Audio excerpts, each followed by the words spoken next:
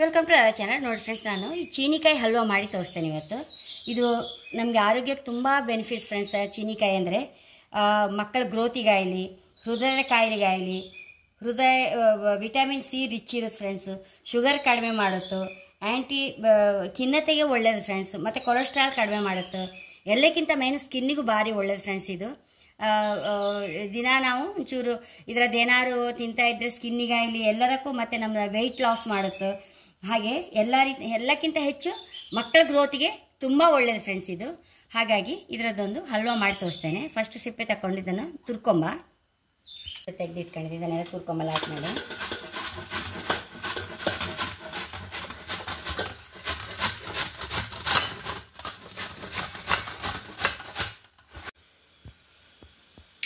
ಒಂಚೂರು ಟೇಬಲ್ ಚಮಚ ತುಪ್ಪ ಹಾಕೊಂಡಿದ್ದೆ. ಗೇರು ಬೀಜ ಒಂಚೂರು ಹುರ್ಕೊಂಬ,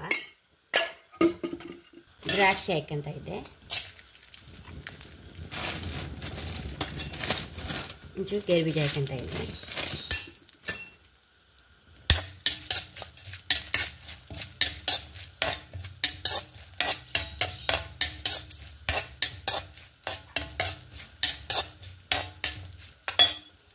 ಗೇರು ಬೀಜ ರೋಸ್ಟ್ ಆಯಿತು, ತಕೊಂಬ ಇದನ್ನು ತಟ್ಟೆ ತಗೊಂಡ್ಬಿಡ್ತಾ ಇದ್ದೆ.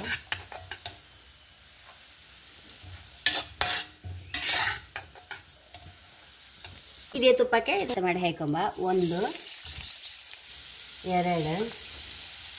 3 4 5 ನೋಡಿ ಫ್ರೆಂಡ್ಸ್, 6 ಕಪ್ ಇತ್ತು.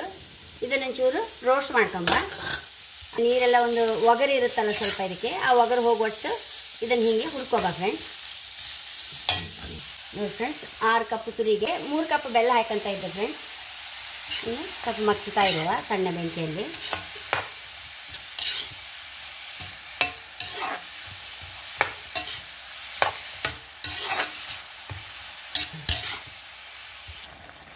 ಫ್ರೆಂಡ್ಸ್, ಇನ್ನೊಂದು ಟೇಬಲ್ ಚಮಚ ತುಪ್ಪ ಹಾಕಂತ ಇದ್ದೆ.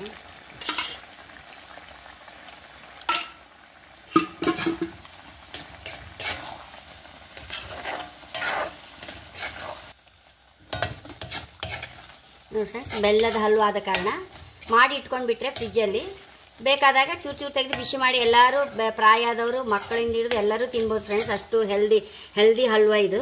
ಹಾಗೆ ಬೆಳೆಯುವ ಮಕ್ಕಳಿಗಂತೂ ತುಂಬ ಒಳ್ಳೆಯದು ಅಂತ ಹೇಳಿದೆ ಅಲ್ಲ. ಮತ್ತು ನಮ್ಮ ಸ್ಕಿನ್ನಿಗೆ ಸಹ ಅಷ್ಟು ಒಳ್ಳೆಯದು ಫ್ರೆಂಡ್ಸ್ ಇದು. ಎಲ್ಲ ಕಾಯಿಲೆಗಳಿಗೂ, ಶುಗರ್ನವ್ರಿಗೂ ಒಳ್ಳೆಯದು. ಹಾಗಾಗಿ ಇದನ್ನು ಮಾಡಿ ಫ್ರಿಜ್ಜಲ್ಲಿ ಇಟ್ಕೊಂಡ್ರೆ ಆಗಾಗ ತೊಡುವಾದಾಗೆ ಬಿಸಿ ಮಾಡಿ ತಿಂದರೆ ಹೈ ಕ್ಲಾಸ್ ಆದ ಫ್ರೆಂಡ್ಸ್. ನೋಡಿ, ಹುರಿದ ಗೋಡಂಬಿ ಎಲ್ಲ ಹಾಕಂತ ಇದ್ದೆ.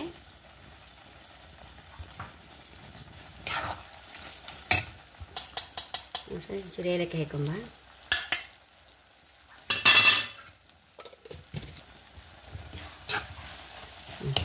ಬೌಲ್ ಟ್ರಾನ್ಸ್ಫರ್ ಮಾಡು. ಇದನ್ನು ಬೌಲಿಗೆ ಹಾಕೊಂಬ. ಇದನ್ನು ಎಷ್ಟೋ ರುಚಿಯಾದ ಹೆಲ್ದಿ ಹಲ್ವಾ ರೆಡಿಯಾಗಿದೆ.